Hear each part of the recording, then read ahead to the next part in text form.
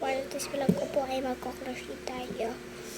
Ito po yung gamit ko kanina. Ito na po magulo. This what stop. And then, ayan po, makikita nyo po ba? Yun, kita nyo po ba? Ayan, so, turuan ko, ipapasok nyo siya dito. Tapos, iikot, ipapasok. Dalawa na yan, chain. Yan, dalawa yung chain mo. Ikot. Pasok sa dalawang bilog.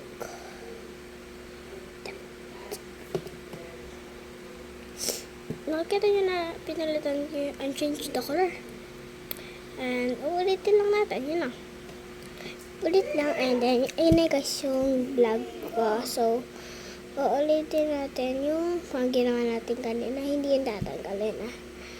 Uulitin lang po natin yung ginawa natin kanina sa chain natin kanina. Dalawa na yung ulit. Ikot. Nakaikot. Ipapasok nyo sa dalawang bilog.